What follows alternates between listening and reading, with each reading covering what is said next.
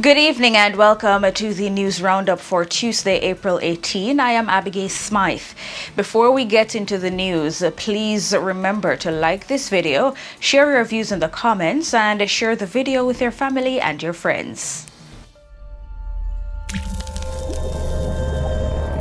Teach them! Always make sure the message reach them! Now for the news in detail. The Island Traffic Authority Road Safety Unit and National Road Safety Council offices at 145 Maxfield Avenue are temporarily closed as a result of a break-in Tuesday morning. The Ministry of Transport and Mining says the incident has been reported to the police, who are currently investigating the matter. The ministry apologizes for the inconvenience caused by the closure and appeals for the public's understanding as efforts are made to have the situation resolved as quickly as possible. In the meantime, it is encouraging customers to reach out to the ministry at 876-754-1900 or through their social media pages if they have any questions or concerns. Minister of Agriculture and Fisheries Pernell Charles Jr. has disclosed that farmers have earned over $330 million in revenue for 2022 through the Agri-Linkages Exchange, or ALEX, platform. He says since January 2023, farmers have so far earned over $100 million. ALEX, which is a joint initiative of the Ministry of Tourism through the Tourism Enhancement Fund and the Rural Agricultural Development Authority, RADA, is the first online platform of its kind in the country.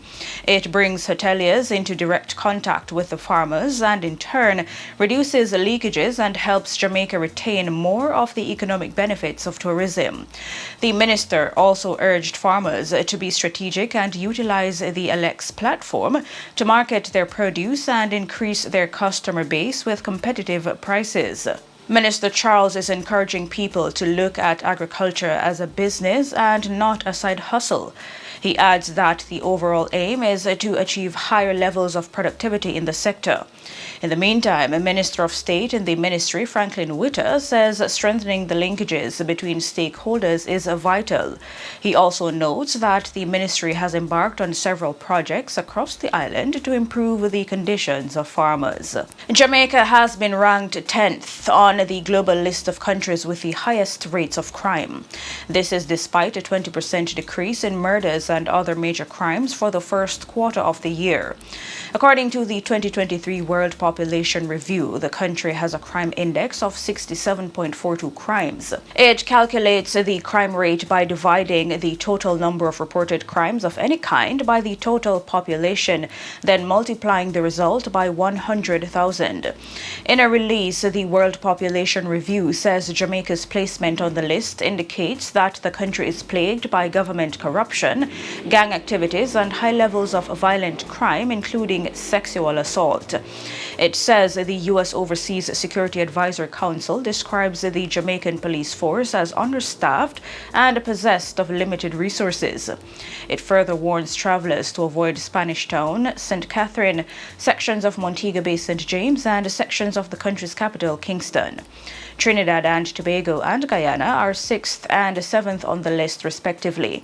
Trinidad and Tobago, the Caribbean country with the highest rate of crime, has a rate of 71.63 crimes, while Guyana has a total of 68.74 crimes per 1,000 citizens. Venezuela tops the list, having a crime rate of 83.76. 3 additional persons of interest were arrested and charged on Monday in the multi-million-dollar fraud investigation at the separate group of companies. They are 40-year-old sales assistant Carlington Reed, 29-year-old sales assistant Maynard Anderson, and 48-year-old truck driver Patrick Waskett. Reed, Anderson, and Waskett turned themselves into the police on Monday. They are among several individuals who were listed by Deputy Commissioner of Police Fitz Bailey as persons of interest in connection with the ongoing fraud investigation. The accused are scheduled to appear before the court on Monday, May 22.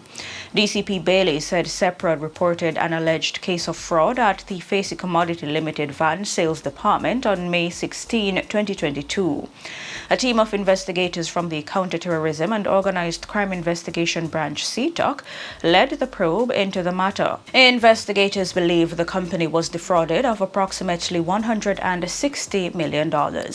The police in Crofts Hill, Clarendon are seeking to ascertain the identity of human skeletal remains found in Reckford District Monday afternoon. The discovery was made in the Bullhead Mountain Forest Reserve by a forest technician who was carrying out duties.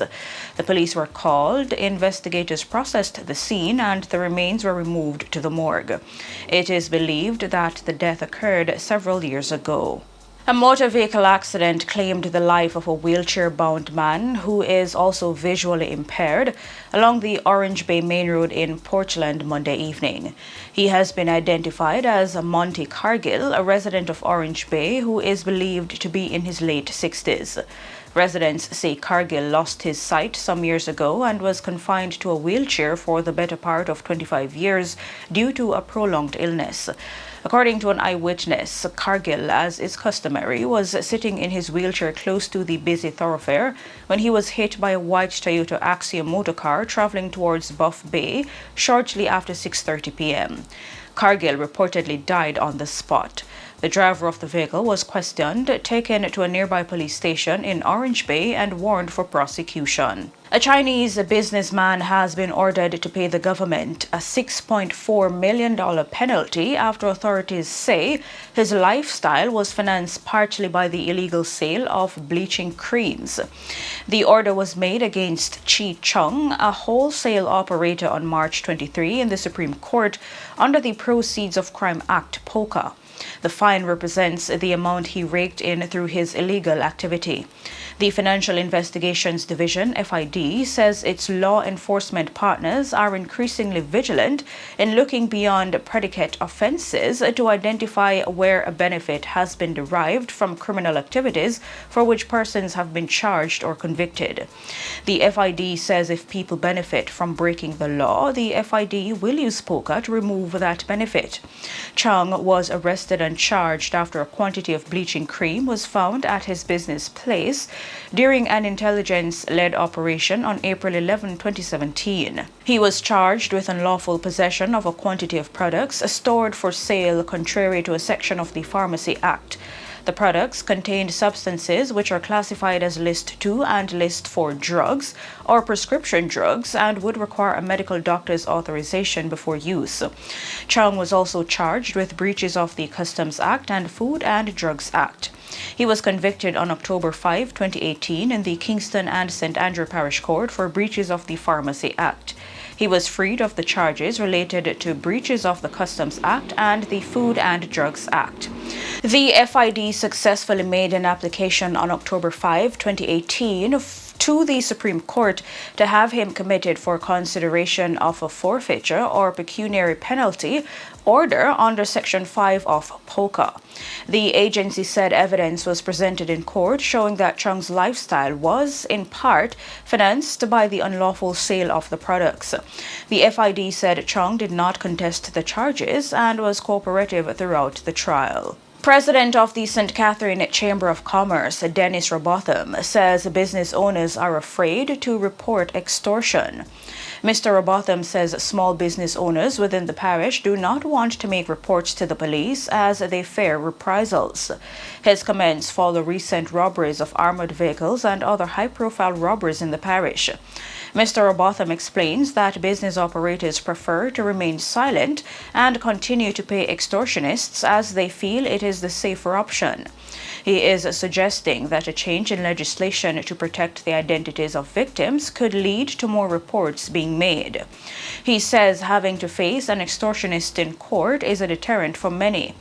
In the meantime, President of the Micro, Small and Medium-Sized Enterprise Alliance, Donovan Wignall, says customers face higher prices when business operators have to increase their security protection. He explains that the costs for additional personnel and equipment will trickle down to customers. And as it relates to extortion, Mr. Wignall says business owners do not feel they have many options in their response to the crime. He says it is down to choosing between paying or closing their business. A 72-year-old man was sentenced to nearly 5 years in prison on Friday, 30 years after he sexually assaulted a female relative. The sentence was handed down in the St. Mary Circuit Court. He was charged with 2 counts of carnal abuse. The convict was sentenced to 4 years and 11 months at hard labor on the first count and 2 years and 11 months on the second count. The sentences are to run concurrently.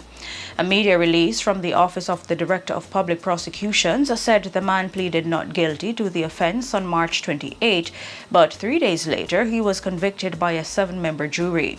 The first incident occurred in 1993 when the complainant was 7 years old and was staying with her grandmother while her mother was at work. The man again assaulted the child in 1999 when she and 2 minor relatives went to his house. The complainant first reported the matter in 2013 at the age of 27.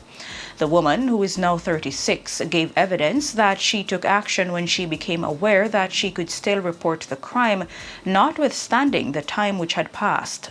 She said she had been previously urged by relatives not to report the incidents. In business news, on the foreign exchange market, buying rate for the Canadian dollar is $114.02, while the selling rate is $115.03.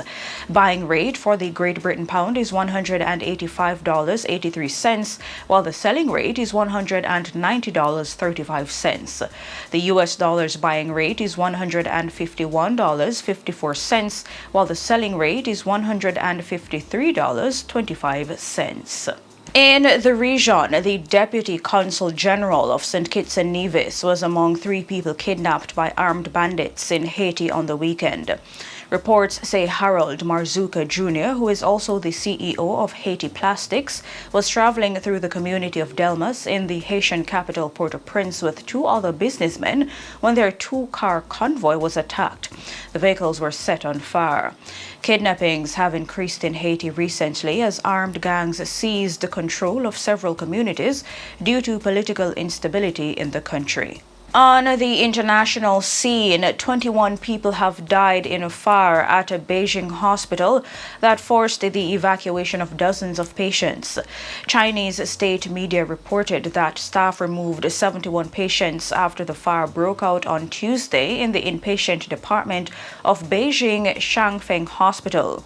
Videos of the fire circulating on social media show black smoke billowing from the building, with some people climbing out of the windows using what appears to be makeshift ropes made out of bed sheets.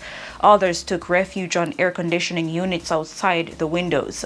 State media said the fire has been extinguished and rescue work has been completed. The cause of the fire is under investigation. And in sports, Jamaica won their second match on the trot to remain unbeaten in their opening games of the CONCACAF Women's Under-20 Championship. Playing in Group E in Managua, Jamaica brushed aside Bermuda 2-0 to follow up their 6-0 thrashing of Anguilla at the same venue last Friday. The results left Jamaica and Honduras in a tussle for group honors, both on 6 points from 2 wins, with Anguilla and Bermuda both already eliminated from contention. Jamaica and Honduras will clash on Tuesday in the decider. And Waterhouse moved into 6th place on the Jamaica Premier League points tables after a close 1-0 win over Tivoli Gardens in their return round game at the Anthony Spalding Complex on Monday. The goal avenged Waterhouse's first round loss as they moved past Portmore United into the final playoff position with 3 games left to be played. Waterhouse, who rebounded from their loss to Harbourview last week, are on 37 points, 2 more than Portmore United. In the first game of the doubleheader, a goal in time added at the end of the second half gave Arnett Gardens a 1-0 win over Dunby Holden and also avenged their first round loss. Arnett Gardens are now on 46 points, the same as leaders Cavalier, who are ahead on goal difference. And that's it for your news roundup for today. Please remember to like this video, share your views in the comments, and share the video with your family and your friends. I am Abigail Smythe. Have a great evening and see you next time. Teach them! Hey, yo, hello! Send the message and make it reach them. It's teach them. Right here. Warlord representing. Thank you for watching. Like the video before you go. Please subscribe if you haven't done so. And remember to share the video with your friends and family. And browse the channel for more quality content. Until next time, walk good, my friends. Teach them!